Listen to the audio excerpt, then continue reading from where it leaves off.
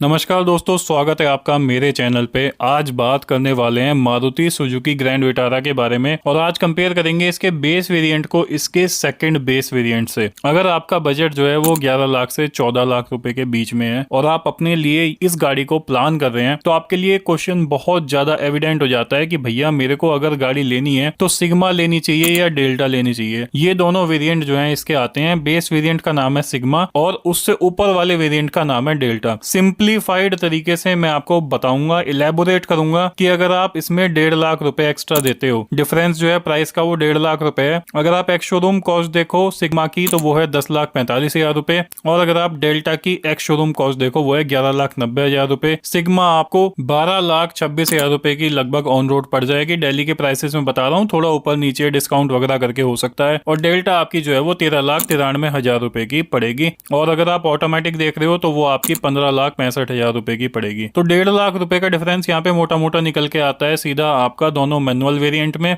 और उससे भी ऊपर अगर आप ऑटोमेटिक में जाते हो तो वहां पे अगेन आपका 1.5 लाख से ऊपर का डिफरेंस जो है वो निकल के आ जाता है, क्योंकि अब जो है इसमें गियर बॉक्स चेंज हो चुका है। अब बात कर लेते हैं मोटा मोटा कि भाई आपको 1.5 लाख रुपए ऊपर देने चाहिए या नहीं देने चाहिए। सबसे पहले मैं गाड़ी के कुछ बेसिक चीजों के बारे में बताऊंगा, उसके बाद में मैं फोकस करूंगा उन चीजों के ऊपर कि भैया 1.5 लाख रुपए अगर आप एक्स्ट्रा दे रहे हो आपको उसके बदले क्या मिल रहा है, क्या उतना पैसा देना वर्थ है नहीं है। इन सारी बातों के बारे में मैं बात करूंगा। इस तरीके की न्यूमरस वीडियोस मैंने की हैं, बहुत लोगों की हेल्प की है in their car buying process and I make such videos जिसमें कि मैं सीधे साधे तरीके से ये सारी बातें आपको बताता हूं। अगर आपको ऐसी जानकारी जानना पसंद है आप इस चैनल को जरूर सब्सक्राइब कर सकते हैं और बेल नोटिफिकेशन को प्रेस कर सकते हैं ताकि आने वाली वीडियोस की लेटेस्ट अपडेट्स आपको मिलती रहें। तो दोस्तों शुरुआत करते हैं। फिर सबसे पहले बात कर लेते हैं इस गाड़ी के इंजन के, इसके हार्ट के बारे में। तो यहाँ पर 1.5 लीटर का 1462 सीसी का 4 सिलेंडर इंजन आपको देखने को मिलता है। बहुत शानदार इंजन है, इसमें कोई शक वाली बात नहीं है। मेरे पास में ब्रीजा है, मैं भी सेम इंजन यूज कर रहा हूँ। बहुत ही बढ़िया इसकी परफॉर्मेंस है, एकदम साइलेंट है। डिफरेंस ये है कि जो मेरे पास ब्रीजा है उसमें K15B इंजन है और जो ग्रैंड विटारा अब आई है और जो ब्रीजा नई वाली आई है उसमें K15C इंजन दिया हुआ है, जिसमें 1-2 bhp की पावर, थोड़ा बहुत न्यूटन मीटर स्टॉक का डिफरेंस है, लेकिन आपको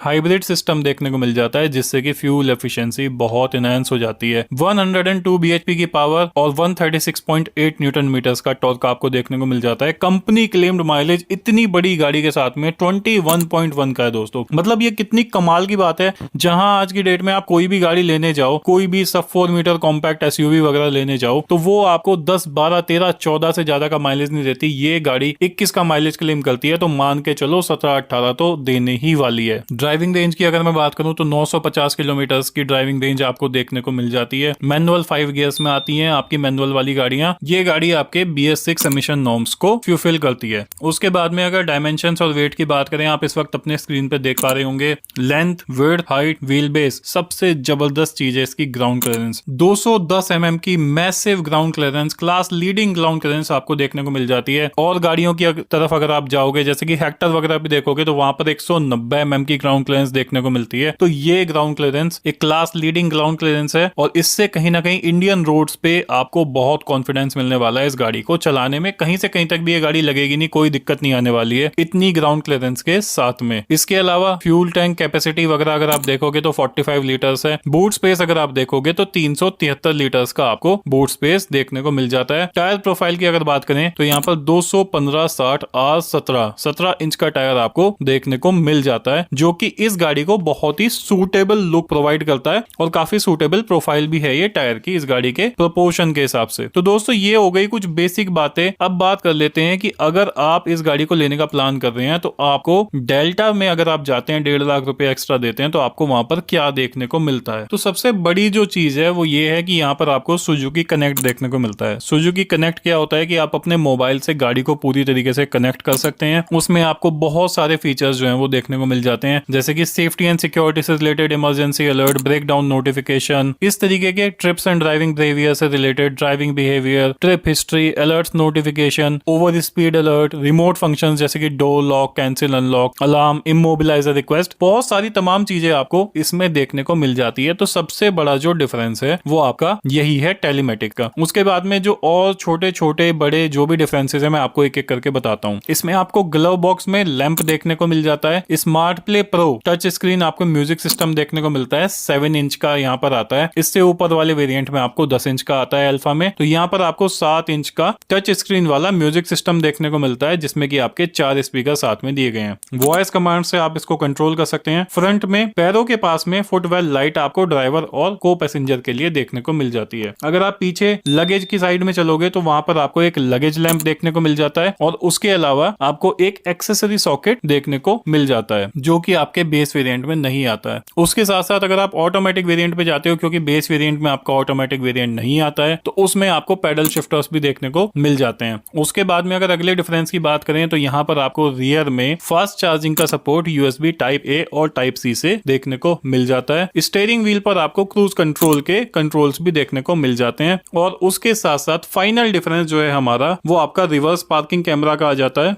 इस गाड़ी में आपको रिवर्स पार्किंग कैमरा का सपोर्ट देखने को मिल जाता है। आपका जो 7 इंच का इंफोटेनमेंट सिस्टम है, उसमें आप गाड़ी के रिवर्स पार्किंग कैमरा को एक्टिवेट कर सकते हैं जैसे ही आप बैक गियर लगाते हैं। तो ये बातें हैं मोटा मोटा उन चीजों के बारे में जो आपको एडिशनल देखने को मिलती है डेल्टा में। अब बात कर लेते हैं मुद्दे की कि क्या आपको 1.5 लाख रुपए एक्स्ट्रा लगाना चाहिए। देखो दोस्तों, मैं ये कहूंगा कि ये वैल्यू फॉर मनी नहीं है। वो इसलिए नहीं है क्योंकि 1.5 लाख रुपया एक बहुत बड़ा डिफरेंस होता है। जो चीजें आपको मिल रही हैं, आप अगर उससे कंपेयर करोगे, अगर आप बेस वेरिएंट को लेकर उसी में शोरूम से अगर आप एक म्यूजिक सिस्टम लगवा लेते हैं, मान लिया आपके मैक्सिमम 30-40 हजार रुपए खर्च हो जाते हैं, तब भी आपके 1 लाख रुपए, 1,10,000 रुपए बड़े आराम से बचते हैं। टेलीमेटिक्स वाली चीजें नो डाउट हेल्पफुल होती हैं, बट रियल वर्ल्ड कंडीशंस में और गाड़ियों को यूज करने में, चलाने में, आई डोंट थिंक कि उनका इतना फायदा, इतना यूज होने वाला है। ये मेरी अपनी पर्सनल ओपिनियन है, opinion can differ, but in reality what we need from car is कि उसका एक अच्छा इंजन हो, कंफर्टेबल सीटिंग पोजीशन हो, सस्पेंशन अच्छा हो, वो सारी चीजें आपको बेस वेरिएंट से मिल रही हैं। और इतना डिफरेंस आपका बेस वेरिएंट और सेकंड बेस वेरिएंट में नहीं है जितना कि यहाँ पर पैसे का डिफरेंस है। एक एक चीज की अगर मैं बात कर लूं, यहाँ पर लगेज लैंप आपका हार्डली यूज होता है। ऑटोमेटिक जो है वो और 1.5 लाख रुपए महंगा है, जिसमें कि पैडल शिफ्टर्स मिल रहे हैं। तो यहाँ पर मेरे ख्याल से आपका जो बेस वेरिएंट है sigma, that is the more value for money variant for you. Safety and security की बात करेंगे तो यहाँ पर सारे तमाम बेसिक फीचर्स उसमें भी कवर किए गए हैं, और वही सेम फीचर्स आपको जो है वो आपके डेल्टा वेरिएंट में भी देखने को मिल जाते हैं। टायर प्रोफाइल दोनों वेरिएंट्स की आपकी सेम है। Over speed warning, airbags, 2 airbags आपको देखने को मिल जाते हैं। ब्रेकिंग ट्रैक्शन में आपको ABS, EBD वगैरह जो भी फीचर्स हैं वो सारे के सारे एकदम से कॉमन रखे गए हैं। Engine immobiliser, child safety lock, ये सारे फीचर्स आपके वही हैं जो कि आपको बेस वेरिएंट में दिए गए हैं। ऑटोमेटिक क्लाइमेट कंट्रोल आपका बेस वेरिएंट से ही आता है। रियर AC वेंट आपको देखने को मिल जाते हैं। स्टीयरिंग भी आपका tilt and telescopic base variant से ही आता है। सीट हाइट एडजस्ट का ऑप्शन भी आपका बेस वेरिएंट से आता है। तो मतलब मुद्दे की बात यह है कि बेस वेरिएंट में आपके सारे तमाम फीचर्स आपके कवर हो जाते हैं। ORVMs आपके बॉडी कलर्ड आते हैं। 1 टच डाउन ड्राइवर विंडो वगैरह आपको देखने को मिल जाती है। इलेक्ट्रिकली एडजस्टेबल एंड रिट्रैक्टेबल आपका ORVMs बेस वेरिएंट से आता है। इंटीरियर डोर हैंडल्स आपके क्रोम में आते हैं। तो ग्रैंड विटारा का जो बेस वेरिएंट बनाया गया है, that is a very value for money car, and in my personal opinion you should go for that if you don't have any budget constraint, या फिर आपको जाना ही उस वेरिएंट में है कि आपको डेल्टा लेना है, आपको टेलीमेटिक्स का यूज है, आपको रिवर्स पार्किंग कैमरा चाहिए, आपको कुछ भी आफ्टर मार्केट या फिर आपको शोरूम से, आफ्टर मार्केट का मेरा मतलब है शोरूम से इंस्टॉल नहीं करवाना है, then you can go with delta variant. There is no problem with that. I hope I would have been able to clarify your doubt. अगर फिर भी आपके मन में कोई डाउट है, कोई कंफ्यूजन है, you can always mention the same in the comment section. Thank you so much for watching the video दोस्तों, and stay tuned on this channel for such informative videos. Bye bye, take care of yourself and remember always drive safe. Bye bye.